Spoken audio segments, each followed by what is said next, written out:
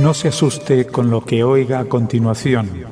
Es el eco del pasado cuando empezaron las emisiones de Radio Sefarad a finales de enero del 2004 y cuyos informativos semanales hemos reunido para revivir lo que entonces pasaba desde la perspectiva de nuestro tiempo.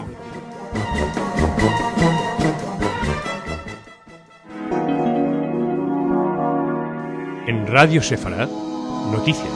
Bienvenidos a nuestro espacio informativo. Ya parece que nadie se acuerda de él, nosotros sí. Les damos el último parte médico de Ariel Sharon. El director del hospital en el que se encuentra ingresado el todavía primer ministro israelí Ariel Sharon indicó ayer que el dirigente podría recuperar aún la consciencia, pese a que ha permanecido en coma desde que sufrió un infarto cerebral el pasado 4 de enero. Shlomo Mor Yosef, director del Hospital Hadassah de Jerusalén, señaló que la condición del primer ministro es realmente seria y que está estable. No obstante, reconoció que todavía hay una posibilidad de que el primer ministro se despierte. Mor Yosef insistió en que las probabilidades de que despierte no son muchas, pero no es una posibilidad que se pueda descartar. El problema no es tanto que despierte, sino en qué condiciones despierta, como el mismo Mor Yosef declaró a la radio militar israelí durante una conferencia en la Universidad de Tel Aviv. Mientras, Kadima prepara su programa político. Una fuente allegada al gabinete israelí afirmó el domingo que el primer ministro interino Ehud Olmert ordenará otro retiro unilateral de varios asentamientos del margen occidental inmediatamente después de formar el próximo gobierno. Avi Dichter, ex jefe de seguridad, declaró a la radio de Israel que será un repliegue civil y no militar.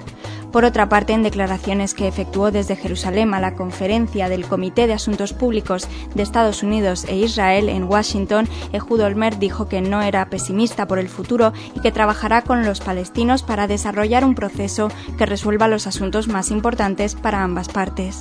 La delimitación final de las fronteras es uno de los elementos principales del partido de Kadima.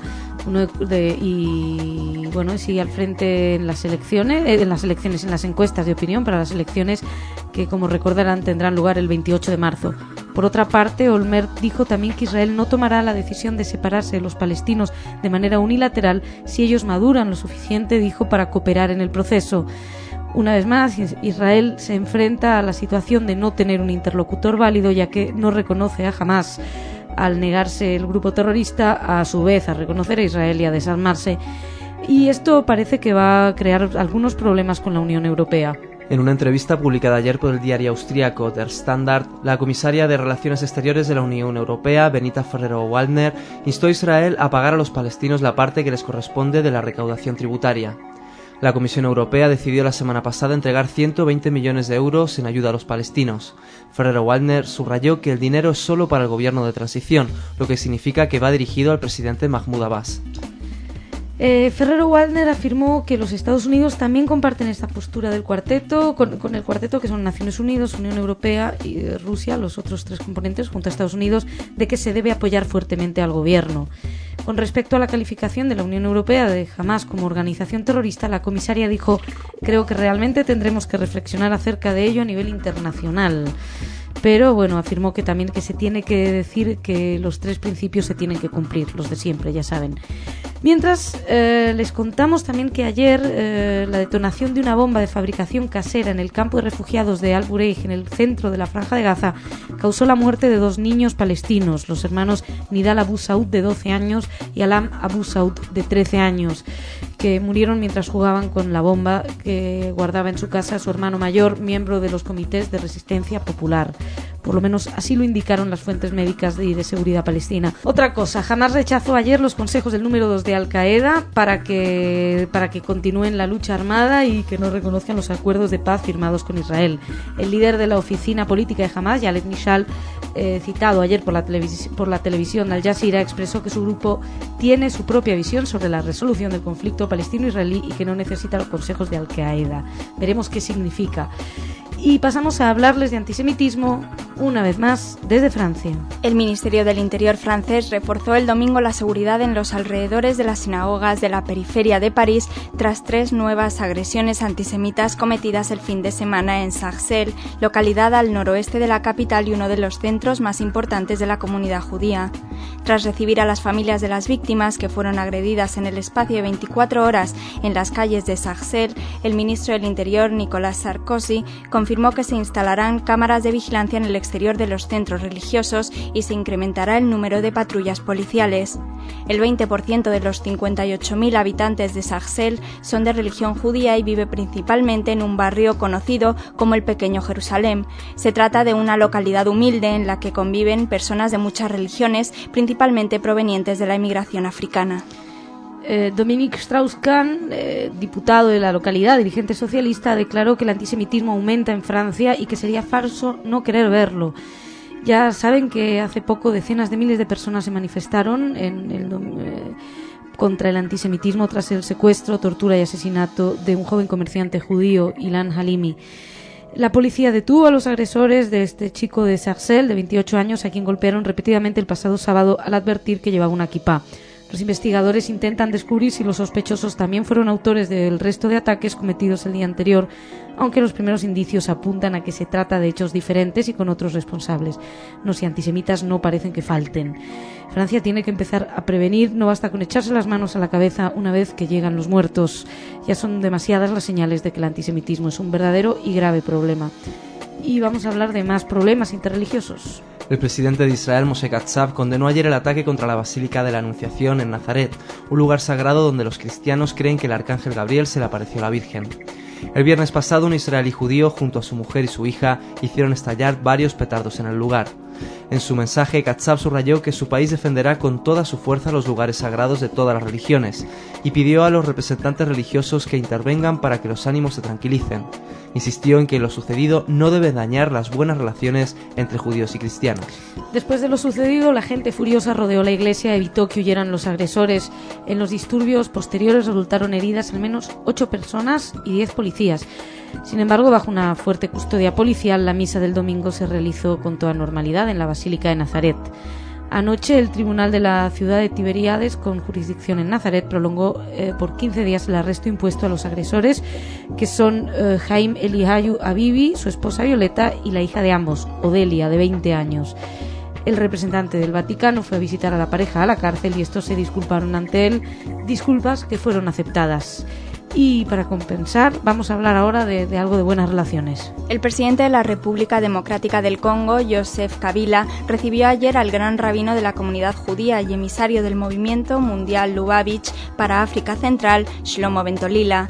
Un comunicado de prensa indicó que el encuentro se efectuó en un ambiente cordial y amistoso, durante el cual el gran rabino felicitó al jefe del Estado por la promulgación de la Constitución de la República Democrática del Congo. En el intercambio de opiniones, Bentolila le dio su bendición al gobernante y le expresó que él es el modelo y el ejemplo para todos sus pares de la región en razón a su apego a la paz. Y además le presentó al primer mandatario congolés su proyecto de ayuda en el sector de educación y de la formación de jóvenes. Y vamos concluyendo esta parte del informativo con una noticia cultural desde Rusia. Del 9 al 16 de marzo, Moscú albergará el Festival Internacional de Música Judía, Donafest, según informó este lunes en rueda de prensa el organizador de dicho evento, Anatoly Pinsky. El programa de los conciertos incluirá las más distintas corrientes del arte musical, desde el antiguo canto sinagogal judío hasta la música moderna ligera.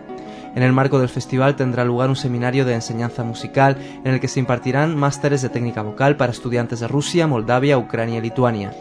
El renacimiento de la cultura judía es el objetivo clave del evento, según comentó, y hasta ahora el festival se había celebrado en San Petersburgo, en Kiev, y esta vez por fin le toca a Moscú.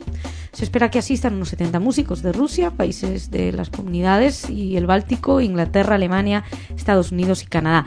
Los conciertos se celebrarán en el Teatro Shalom y en el Teatro Colectividad de los Artistas de Taganka, así como en el Club Apshu.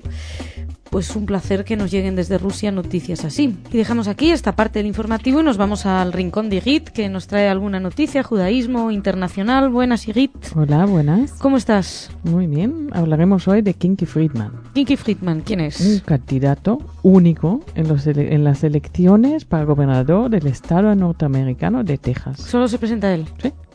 Yo Parece que es el me atrevo único. las encuestas a quién dan ganador.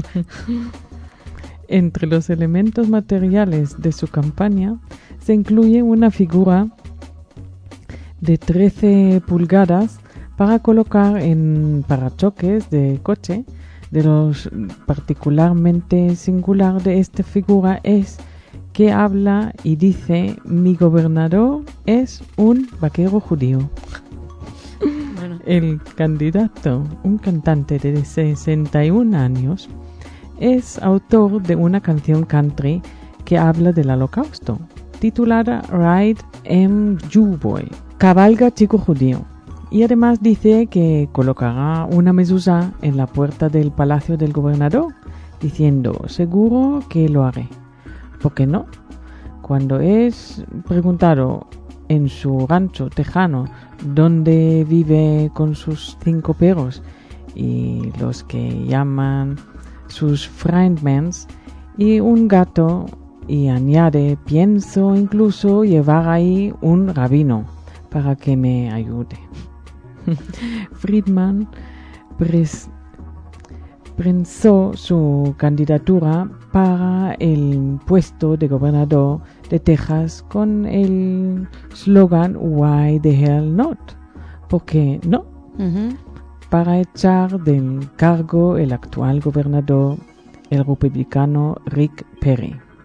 Entre sus frases publicitarias curiosas está esta: fíese usted de mí, soy judío, me rodearé de buena gente en mi gobierno. Como enemigo de la pena de muerte, dice que lo primero que hará cuando gana las elecciones, suprimirla, y empezará sacando de la galería de los muertos un judío llamado Max Sofer, de quien dice que fue sentenciado injustamente. ¿Pero es el único candidato? Parece que en esa zona sí. Madre mía. Bueno, pues casi que le damos ya la enhorabuena por haber ganado. Sí. Bueno, supongo que el otro partido sí presentará a alguien. El único es el mismo gobernador. Claro, por que eso. se presenta, pero claro. si están cansados ya del gobernador, pues sí. Bueno. ¿Y qué más nos traes? Una noticia de Exposición Filatelia Sefaradí.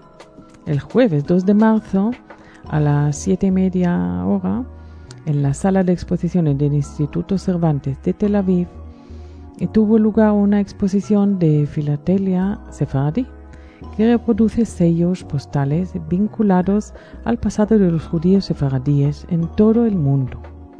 La muestra es el resultado de un trabajo de investigación iniciado por Mordechai Arbel, propietario de la magnífica colección de sellos postales. El embajador Mordechai Arbel, investigador del judaísmo sefaradí. La colección da a conocer, a través de la emisión de sellos postales, a personajes eminentes, hechos históricos, lugares geográficos, elementos culturales y logros científicos, sociales y económicos de los judíos en sus respectivos países. En este caso, se exhibirá en centenar de reproducciones de sellos de todas las épocas y países. La exposición muestra el mundo de los judíos sefaradíes. Comienza con la vida judía en las juderías, las instituciones comunitarias, y continúa con la participación judía en los viajes de Colón y la desaparición de las comunidades tras la expulsión de 1492, y culmina en el siglo pasado, con personalidades judías de los países balcánicos y la presencia judía en el Caribe y resto de Hispanoamérica. Finalizada la muestra en Israel, La exposición irá a los centros del Instituto Cervantes en Atenas y en Estambul. Bueno, pues para los atenienses y estambulenses, ¿cómo se dice? Estambulenses, Sí. Pues que pueden ir a verlo. Están de enhorabuena. Bueno, muchas gracias, Igit. Muchísimas gracias a ustedes por su atención. Nos reencontramos mañana pues con más información.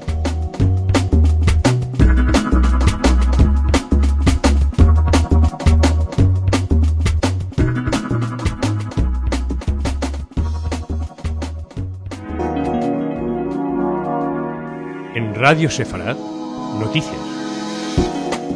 Bienvenidos a nuestro espacio informativo. Sharon sigue igual y comenzó en Israel ayer la campaña electoral para los comicios legislativos del próximo día 28 de marzo. Ya saben, 31 partidos políticos que se disputan los 120 escaños de la Knesset. La mayor parte de la propaganda destinada al electorado se concentra en los medios de comunicación porque en Israel no son habituales los mítines.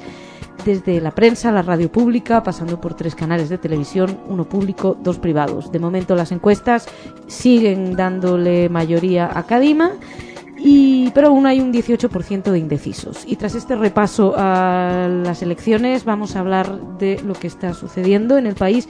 Tenemos que volver a hablar de problemas de violencia. El primer ministro interino de Israel, Ehud Olmert, prometió el martes reducir el gasto en los asentamientos de Cisjordania tras las elecciones que su partido espera ganar, subrayando los planes de abandonar los enclaves aislados. Mientras Olmert esbozó un cambio en la política del gobierno, su ministro de Defensa adoptó una línea dura contra Hamas, amenazando con atacar incluso al primer ministro designado por el grupo terrorista, Ismail Haniyeh, si estos reanudan los ataques contra Israel. Las declaraciones siguen a la muerte de 2 terroristas de la Yihad Islámica y de 3 menores palestinos el lunes, cuando la aviación israelí disparó un misil contra un coche en el que viajaban los activistas en el barrio de Sayaiye, en la ciudad de Gaza. El bombardeo, según explicó Mufaz, fue el ministro de Defensa, fue en represalia a los ataques palestinos con cohetes al-Qassam contra la ciudad de Ashkelon, cuyas inmediaciones se encuentra una planta de electricidad y un oleoducto. La mayoría de esos bombardeos, debido a la imprecisión de los cohetes, no tuvieron consecuencia. Con respecto a las amenazas a Haniyeh, consultado dijo que estas amenazas no son nuevas y hay que darle la razón. Esperemos que estas declaraciones no sean mayor disparadero de crisis en la región, mientras los palestinos luchan por superar su propia crisis. Hamas se encaminó el lunes a una confrontación total con el presidente palestino Mahmoud Abbas, al votar en favor de quitarle los poderes que le había concedido su partido Fatah en la última sesión del Parlamento saliente. Esos poderes incluían su autoridad para cancelar leyes aprobadas por el nuevo Parlamento y designar a funcionarios de Fatah en puestos claves. La sesión legislativa se realizó simultáneamente en la ciudad cisjordana de Ramallah y en Gaza, y los legisladores se mantuvieron conectados por videoconferencia. Los legisladores de Fatah abandonaron la sesión de Ramallah como medida de protesta antes de la votación. Habían expresado que jamás estaba cambiando indebidamente las normativas del poder legislativo. Durante la votación, una docena de pistoleros de Fatah se acercó al edificio del Parlamento en Ramallah, efectuó disparos al aire. Sin embargo, los manifestantes se dirigieron después a un encuentro de líderes de Fatah que se realizaba en las inmediaciones, demandando que su partido no se uniera a un gobierno de Hamas. Uno de los pistoleros dijo que cualquier político de Fatah que se uniera al gobierno de Hamas sería asesinado. Unos 15 pistoleros de Fatah marcharon también hacia el edificio del Parlamento en Gaza al desatarse la confrontación. Con su mayoría absoluta, Hamas puede conformar por sí solo el nuevo gobierno, pero sus líderes prefieren aliarse con otros partidos, en parte pues para contrarrestar las críticas internacionales y las amenazas de sanciones económicas a raíz de su conocido ya rechazo a reconocer a Israel y a deponer las armas. Esperaremos a ver qué sucede. Ahora les hablamos de Irán, que, crucemos los dedos, parece ceder ante la presión internacional. Irán anunció ayer que volverá a aplicar el protocolo adicional del Tratado de No Proliferación Nuclear si finalmente el caso nuclear iraní no es remitido al Consejo de Seguridad de la ONU. Este anuncio fue hecho por Hassan Rouhani, representante del máximo líder iraní, Ali Khamenei, en el influyente Consejo Supremo de Seguridad Nacional, quien reafirmó, no obstante, que su país no suspenderá la investigación nuclear. Su declaración aparece mientras la Junta de Gobernadores del Organismo Internacional de Energía Atómica continúa sus reuniones en Viena para tratar sobre el programa nuclear iraní, del que Estados Unidos y la Unión Europea sospechan que tiene como fin último la producción de armas atómicas. Irán suspendió la aplicación del protocolo adicional del Tratado de No Proliferación Nuclear que permite visitas por sorpresa de los expertos del Organismo Internacional de Energía Atómica a las instalaciones nucleares iraníes después de que el organismo internacional decidiera en enero pasado referir el contencioso al Consejo de Seguridad de la ONU.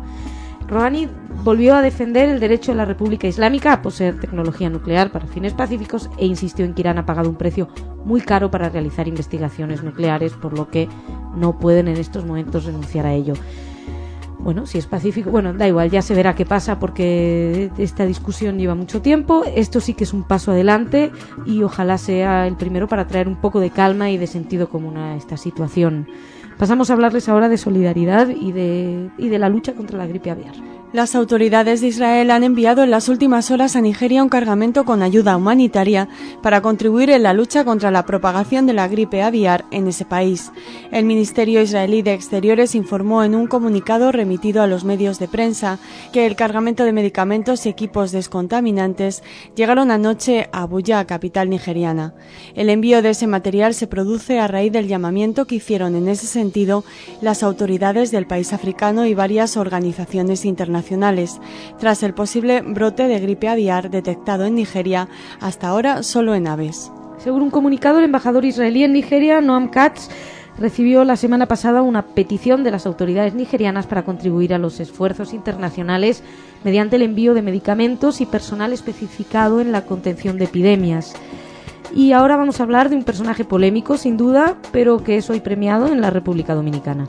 La Junta de Regentes del Instituto Tecnológico de Santo Domingo, el INTEC, otorga hoy el grado de Doctor Honoris Causa en Humanidades al Dr. Noam Chomsky, considerado fundador de la gramática generativa transformacional, un sistema de análisis del lenguaje que ha revolucionado la lingüística moderna. El evento cuenta con la presencia de autoridades gubernamentales, académicas, secretarios de Estado, diplomáticos, lingüistas, literatos y catedráticos universitarios. Durante su visita en el país, Chomsky agotará una agenda de actividades organizadas por el INTEC, la Fundación Global Democracia y Desarrollo y la Comisión Internacional Asesora de Ciencia y Tecnología de la Presidencia de la República. Que son estas asociaciones quienes lo han invitado al país. Y ahora vamos a seguir hablando desde España. La ciudad de Lorca presenta las primeras jornadas de cultura judeo-sefardí. El estudio de la aljama judía de Murcia, de los indicios de la presencia judía en Yecla y la exposición arqueológica La presencia judía en la Lorca bajo medieval completarán el programa. El presidente de Murcia, Ramón Luis Valcárcel, participará en Lorca en la inauguración de las primeras jornadas de cultura judeo-sefardí que se celebrarán del 9 al 12 de marzo, organizadas por la Asociación Cultural Agudat Sefarat en colaboración con el Ayuntamiento y que reunirá a expertos de Europa y Estados Unidos. Las ponencias comenzarán el día 10 con las conferencias Las comunidades sefardíes en Estados Unidos, que correrá a cargo de la directora de la Federación Sefardí Americana de Nueva York, Esme Berg, y la comunidad judía en la España actual, que pronunciará el presidente de la Federación de Comunidades Judías de España, Jacobo Israel Garzón. Continuarán con la intervención del escritor norteamericano Scott Rubin, que diserta sobre Beshol Halashon, el pueblo que habla todas las lenguas del mundo. También será presentado en la primera jornada el proyecto para la musealización de la sinagoga del siglo XV, localizada en 2003 en unas excavaciones realizadas en el castillo de Lorca. Y el día 11, los historiadores José Miguel Laureiro y Anún Barriuso, ¿le suena?, disertarán sobre el norte de Sefarad, vestigios judíos. Y vamos terminando esta parte del informativo. La Universidad de Granada publica un libro sobre judaísmo hispano. Según la autora del libro, Yolanda Moreno Koch, la edición hebrea de esta obra, basada en 4 manuscritos, adolece en ocasiones de algunas inexactitudes que la investigadora subsana mediante la sistemática consulta del manuscrito de Milán.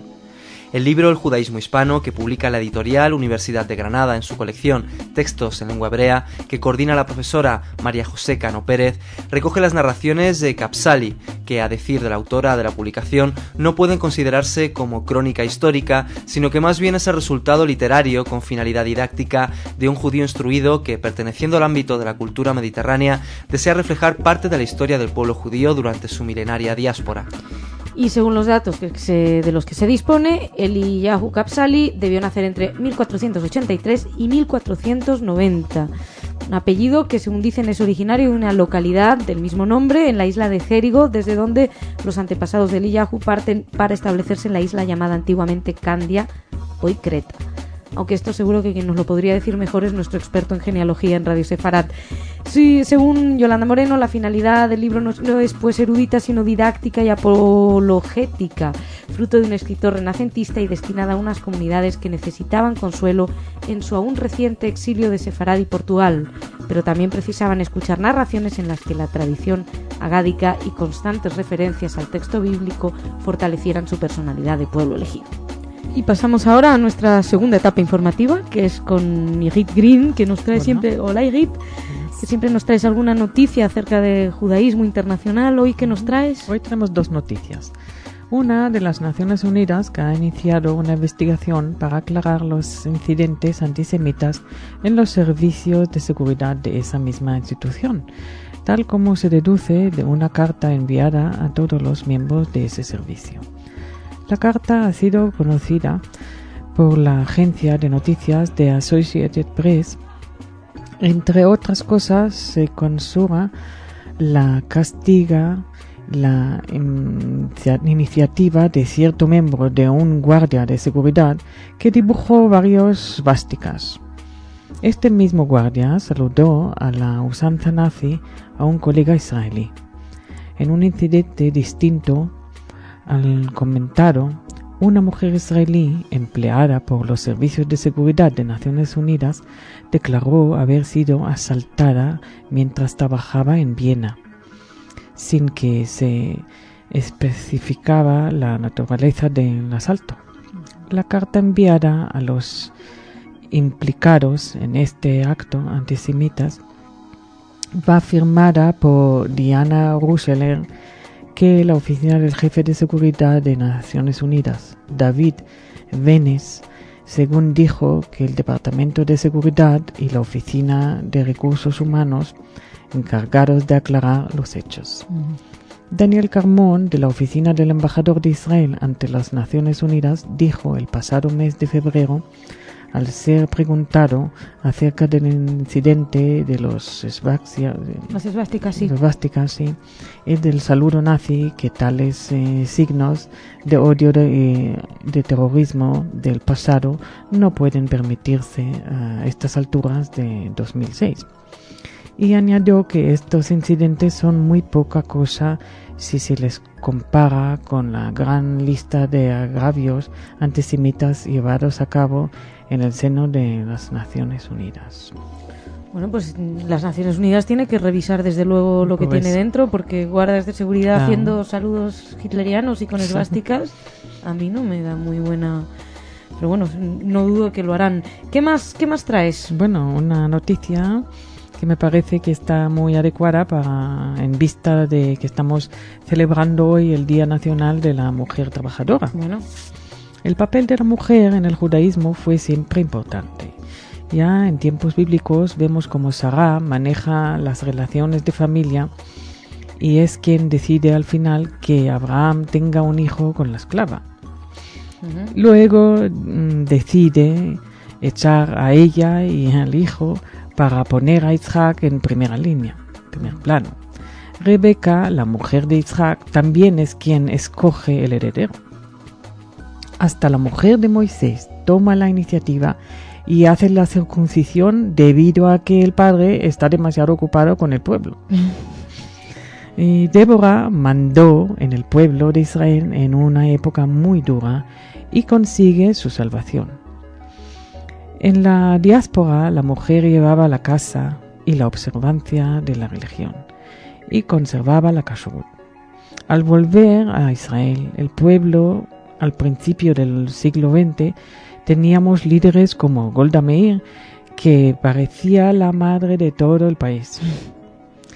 Las mujeres levantaron al país tanto como los hombres. La mujer manda igual que el hombre en el ejército. Y en muchos ámbitos laborales, mucho antes que las mujeres tuvieron similares poderes en Europa, mandan.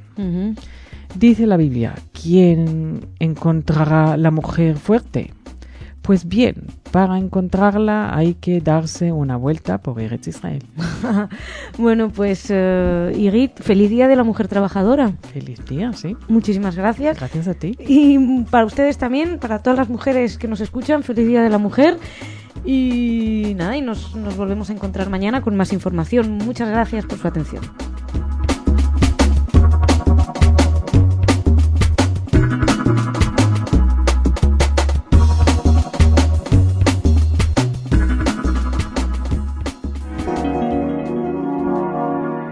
En Radio Sefarad, noticias. Bienvenidos a nuestro espacio informativo sin noticias de Sharon, aunque Israel prosigue su camino hacia las elecciones con campañas, programas y, adivínenlo, encuestas. El diario Yeidot Aharonot publicó ayer un sondeo según el cual tan solo el 44% de los jóvenes en Israel con edades comprendidas entre los 18 y los 32 años tiene pensado votar en las próximas elecciones generales del 28 de marzo.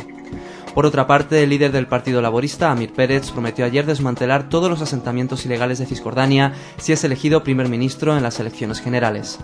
Sin embargo, según las encuestas, el Laborista es el segundo partido con mayores preferencias electorales para los comicios y no se descarta que forme una coalición que esté liderada por Ehud Olmert, ya que el primer ministro interino también manifestó su compromiso de reducir la presencia israelí en Cisjordania. Este sondeo fue elaborado por el movimiento Kol Ehad, una voz, y da un dato bastante preocupante, ¿no? Que la mayor parte de los jóvenes israelíes no tiene interés en los comicios. La encuesta tuvo una muestra de 503 israelíes entre 18 y 32 años, de los cuales el 56% expresó que no tiene pensado depositar su voto en las urnas. Entre los entrevistados, el nivel de apatía política es notable entre las mujeres, de las que el 59% contestó que no votará, mientras el 72% de los inmigrantes encuestados se expresó en el mismo sentido. Y algo casi más preocupante, el sondeo revela un alto grado de ignorancia entre los jóvenes acerca de la actual situación política israelí. Cuando fueron preguntados sobre quién es el responsable de Asuntos Exteriores ahora, 27% contestó que no tiene ni idea. El 11% dijo que es Ehud Olmert. El 4% el veterano Simón Peres. Solo 41% respondió que era la ministra Tzipi Livni. Un dato a tener en cuenta y bastante preocupante. Y también los vecinos se manifiestan respecto a estas elecciones. Interrogado acerca de los próximos comicios israelíes, el presidente palestino Mahmoud Abbas aseguró que espera la victoria del actual primer ministro en funciones, Ehud Olmert. En declaraciones al diario Corriere della Sera, Abbas afirmó que si el grupo Hamas al que pertenece Ismail Haniyeh, primer ministro palestino designado, quiere gobernar, debe reconocer a Israel. Abbas rechazó además sentirse deprimido o furioso, por lo que tildó de golpe de mano de Hamas, que en el Parlamento palestino votó hace 2 días para sustraerle parte de sus poderes. Según dijo al periódico, él conserva sus poderes y si hubo algo ilegal lo establecerá la justicia. Y aseguró que por ahora no cambia nada. Recordó que el mensaje con el que inauguró el nuevo Parlamento palestino señaló la necesidad de reconocer a Israel. Y dijo, reitero, lo digo y lo confirmo. De cualquier manera, señaló que por ahora es necesario esperar para conocer la plataforma de gobierno de Haniyeh y también expresó su preocupación porque se retire el dinero al pueblo palestino para que no se lo castigue a él. Dijo que invitó al mundo a evitar la catástrofe. Subrayó que el 70% del pueblo palestino quiere la paz y que reconoce el derecho a la existencia de Israel. Veremos si este 70% se ve reflejado en Hamas. Y mientras se espera, como él dice, esperamos, pues el mundo se posiciona. El ministro alemán de Defensa, Franz Josef Jung, aseguró ayer a su homólogo israelí, Shaul Mofaz, el apoyo de Alemania en el conflicto contra el movimiento islámico Hamas. Un portavoz del Ministerio Alemán de Asuntos Exteriores recordó posteriormente que el gobierno federal siempre condenó la violencia contra Israel, pero también subrayó los llamamientos de Berlín a ese aliado en Oriente Medio para que medie sus acciones a fin de evitar una escalada del conflicto. Jung, siguiendo esta línea, evitó pronunciarse acerca de la amenaza de muerte que Mofaz lanzó contra el futuro primer ministro palestino, Ismail Haniyeh, en el caso de que Hamas ataque a Israel. Alemania, dijo, está sin duda en el lado de Israel. Mofaz, por su parte, reiteró la negativa de Israel a entablar conversaciones con Hamas mientras Hamas no reconozca la existencia de este Estado, renuncie a la violencia y acepte la hoja de ruta para Oriente Medio.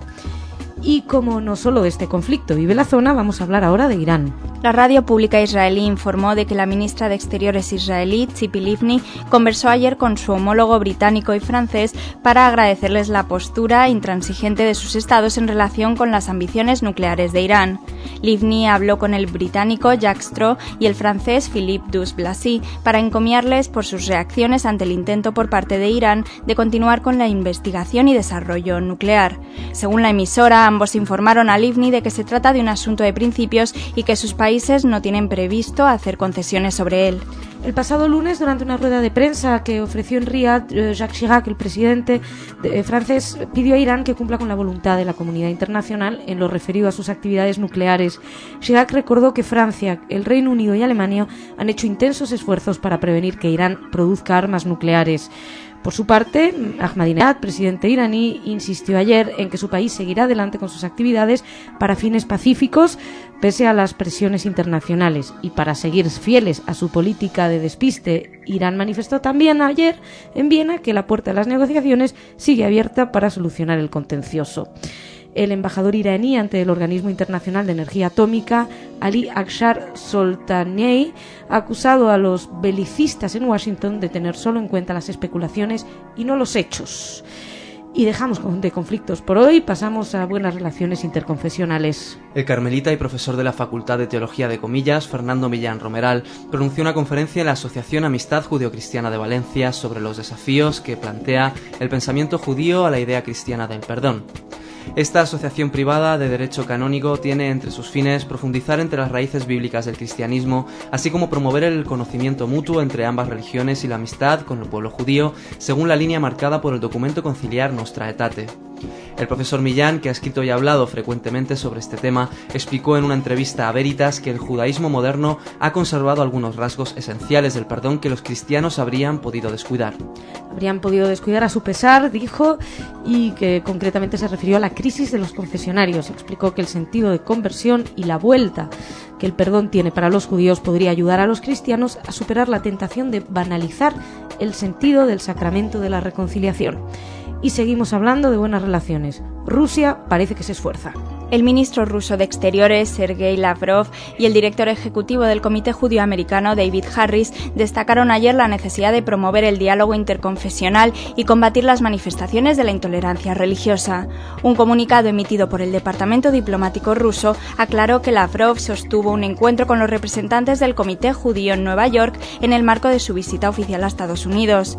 Dicho documento también indicó que las partes discutieron diversos aspectos de las relaciones ruso-norteamericanas, haciendo hincapié en la importancia de la acción conjunta en la tarea de conjurar la amenaza terrorista global. Además, las partes intercambiaron opiniones sobre las perspectivas de arreglo en Oriente Próximo y sobre la situación en la región, o así lo señala el comunicado, por lo menos. Más, cultura. Ayer se inauguró en el Centro Cultural Borges de Buenos Aires Robert Capa, fotógrafo, una muestra antológica de la obra del célebre fotógrafo húngaro. En dicha exposición se exhiben desde su primera foto hasta la que tomó a minutos de pisar una mina y morir. En la sala de exposiciones el recorrido de estas copias reveladas en gelatín silver print a partir de los negativos originales se inicia con una sorpresa de 1932, la primera fotografía publicada por Capa cuando tenía 19 años y capturó al líder revolucionario León Trotsky hablando en la Universidad de Copenhague. La primera fotografía y capturó en ella a Trotsky. Capa nació en Budapest en 1913 bajo el nombre de André Friedman, fundador con otros grandes de la agencia Magnum. Hoy es considerado como uno de los máximos exponentes del fotoperiodismo del siglo XX. Quien pueda ir, que no se pierda esta exposición.